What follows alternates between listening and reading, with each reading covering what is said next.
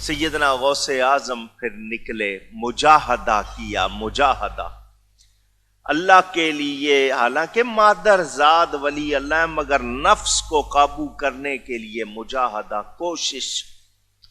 فرماتے ہیں میں نے 25 سال جنگلوں میں گزارے۔ کتنا عرصہ؟ آپ کو 25 دن گزارنے پڑیں تو ہوش آ جائے۔ فرمایا پتے کھا لیتا تھا، گھاس کھا لیتا تھا، کچھ مل جائے کھا لیا، نہیں ملتا تھا نہیں کھاتا تھا۔ فرمایا 3 سال ایسے گزرے میں نے کچھ بھی کھایا پیا نہیں،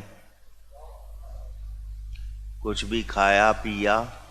آپ لوگ پریشان ہو جائیں گے، زندہ کیسے رہے کھائے پیے بغیر؟ ہم نے 14ویں صدی میں ابھی 2 سال پہلے تک بندے دیکھے بغیر کھائے پیے زندہ رہنے والے۔ میں نے آپ کو بتایا تھا بابا رحمت اللہ نام تھا، اس کو بابا دھنکا کہتے تھے مانسیرا میں۔ اس نے 25 سال کچھ نہیں کھایا پیا۔ بہجت الاسرار میں حضور غوث اعظم رحمت اللہ تعالی علیہ فرماتے ہیں میں درخت کے جنگلوں میں سالوں رہا، درخت کے پتوں پر میرا گزارا ہوتا، مجھے پہننے کے لیے ہر سال ایک شخص اون کا ایک جبہ لا کر دیتا تھا جس کو میں پہنا کرتا تھا۔ میں نے دنیا کی محبت سے نجات حاصل کرنے کے لیے بے حد کوششیں کی، میں گمنام رہا، میری خاموشی کے سبب لوگ مجھے گنگا، نادان اور دیوانہ کہتے تھے۔ میں کانٹوں پر ننگے پاؤں چلتا تھا، خوفناک غاروں اور بھیانک وادیوں میں بغیر خوف کے داخل ہو جاتا۔ میں کئی سال مدائن کے جنگلوں میں رہا اور اپنے نفس کو مجاہدات میں لگاتا رہا۔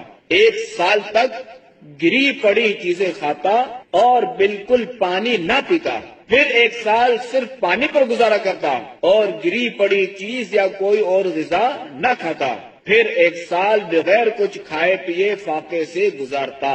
مجھ پر سخت آزمائشیں آتی۔ ایک بار سخت سردی کی رات میرا یوں امتحان لیا گیا کہ بار بار آنکھ لگ جاتی اور مجھ پر غسل فرض ہو جاتا۔ میں فوراً نہر پر آتا اور غسل کرتا۔ اس طرح میں نے اس ایک رات میں 40 بار غسل کیا۔ میرے بھائی یہ جو صوفیزم ہے نا، اس کو انگلش میں کہتے ہیں مسٹسزم۔ یہ دنیا کے تمام ریلیجنز میں پایا جاتا ہے۔ عیسائیوں میں، یہودیوں میں رہبانیت اسے کہا جاتا ہے۔ قرآن حکیم میں بھی راہبوں کا ذکر کیا گیا، اتخذوا احبارہم ورہبانہم اربابا من دون اللہ، سورہ توبہ آیت نمبر 31۔ یہود و نصارہ نے اپنے احبار یعنی علماء والرہبان اور راہبوں کو جو دنیا ترک کر کے جنگلوں میں چلے جاتے تھے ان کو رب مان لیا ہوا تھا اللہ کے مقابلے کے اوپر، نعوذ باللہ۔ اس کا اعلیٰ حضرت نے ترجمہ کیا ہے، انہوں نے اپنے علماء اور جوگیوں کو اپنا رب مان لیا تھا۔ یہ جوگی جو ہے نا جی میرے بھائی، ہندوؤں میں بھی ہیں، بدھ مت کے ماننے والے لوگوں میں بھی ہیں۔ یہ جوگی آپ کو عیسائیوں میں بھی ملیں گے، یہودیوں میں ملیں گے اور مسلمانوں میں تو ماشاءاللہ کثرت کے ساتھ ملیں گے۔ اور یہ کہاں پائے جاتے ہیں؟ زیادہ تر انڈیا پاکستان میں پائے جاتے ہیں، کیونکہ دنیا میں سب سے زیادہ زرخیز زمین گمراہی کے لیے اگر کوئی ہے تو وہ انڈیا پاکستان کی ہے، کیونکہ ہمارے پرک سارے ہندو رہے ہیں اور یہاں پہ یہ سودا بکتا ہے، ٹھیک ہے نا جی۔ تو البتہ عرب ملک بھی اس سے آزاد نہیں ہے، خصوصاً جو افریقی ملک ہیں وہ بھی گڑھ بنے ہوئے ہیں صوفیت کا۔ سوڈان، الجزائر کی کوئی گلی محلہ ایسا نہیں جہاں کوئی نہ کوئی ایک بابے کا مزار نہ ہو، وہاں پہ بھی یعنی ایک اثرات رہے ہیں نا اس حوالے سے۔ تو یہ جو صوفیزم ہے جس کو مسٹسزم کہتے ہیں، یہ ہر دین کے اندر ایک طریقہ اڈاپٹ کیا گیا اللہ تعالیٰ تک پہنچنے کا اپنی مرضی کے مطابق،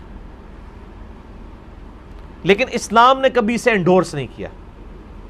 سورۃ الحدید میں بھی اس کی مذمت آئی، بخاری مسلم کی درجنوں احادیث میں ان چیزوں کی مذمت آئی ہے، ترک دنیا کی۔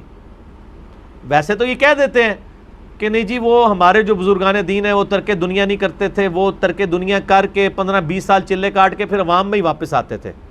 یہ طریقہ انہوں نے کہاں سے سیکھا ہے؟ وہ جی نبی علیہ السلام بھی تو غار حرا میں جاتے تھے، اور نبی علیہ السلام تو چند دنوں کے لیے غار حرا میں گئے، وہ اللہ نے ان کا دل مائل کیا تھا، وہاں پہ وہی نازل ہونی تھی۔ اس کے بعد کیا حضرت ابو بکر، عمر اور خود نبی علیہ السلام بھی کیا غار حرا میں جا کے چلے کاٹتے تھے؟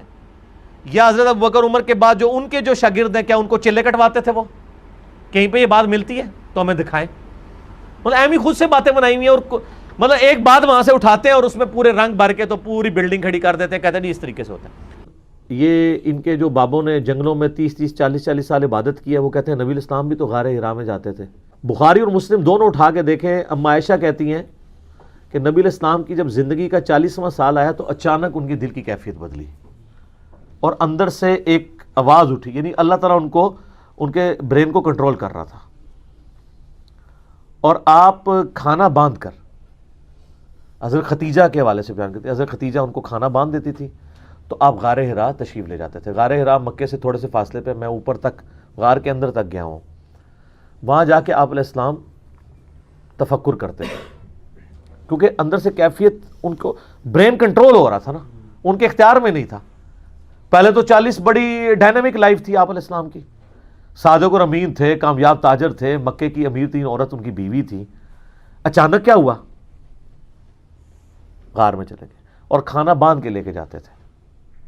آپ کے بزرگ تو کہتے ہیں 10 سال تک بغیر کھائے پیے زندہ ہے، تو نبی علیہ السلام کھانا باندھ کے لے کے جاتے تھے۔ وہ کہتے نہیں، نبی علیہ السلام کو ضرورت نہیں سی، امت دی تعلیم واسطے کرتے سن، تے امت نے تعلیم لے لی، تواڈے بابیاں نے نہیں لئی، تے تواڈے بابے پھر نبی دے پیٹرن تے نہیں۔ دوئیں چوں ایک گل منو، دونوں میں سے ایک بات مان لیں کہ آپ کے بابوں نے وہ ٹفن باندھنے والی سنت نہیں لی، اور وہ اتنے سال، ویسے تو جھوٹ ہے نہیں رہ سکتے، یہ تو ایک دن نہیں نکال سکتے روٹی کے بغیر، یہ جو کچھ کھاتے ہیں آپ سوچ بھی نہیں سکتے، ٹھیک ہے نا، یہ کھاتے بھی آپ کے پیسوں سے۔ کہتے ہیں بابے نے جناب وہ لنگر چلا رہے ہیں، اور لنگر نہیں چلا رہے، وہ ان کے ٹھیے ہیں جہاں سے لاکھوں لوٹتے ہیں تو ہزاروں آپ پہ لگا بھی دیتے ہیں، سلطانہ ڈاکو کی طرح امیر لوگوں سے لوٹا، غریبوں پہ لگا دیا، اور آپ لاکھوں کے دسترخوان، یہاں پہ کئی پراپرٹی ڈیلر ہیں جنہوں نے زمینیں غریبوں کی تھیائی ہوئی ہیں اور لاکھوں لوگوں کو دسترخوان سے کھانا بھی کھلا رہے ہیں۔ اللہ کے حضور تو اس کی کوئی اہمیت نہیں ہے۔ اچھا، وہاں پہ واپس آئیں کہ نبی علیہ السلام غار میں جا کے چند دنوں کے لیے گئے، وہاں پہ پہلی وہی نازل ہوئی، دیٹس آل۔ اس کے بعد کوئی جھوٹی روایت بھی نہیں دکھا سکتا کہ نبی علیہ السلام کبھی وقتاً فوقتاً غار میں جایا کریں۔ یہ 30-40 سال بیٹھے ہیں، اور پھر شادی کو کنڈیم کرنا، رہبانیت والی یہ ساری باتیں کرنا، نبی علیہ السلام کے ساتھ اس کو، یعنی اس میں گھنٹوں بول سکتا ہوں کہ نبی علیہ السلام کے اوپر اس طرح کی چیزیں ان لوگوں نے جھوٹ بنا کے پیش کی۔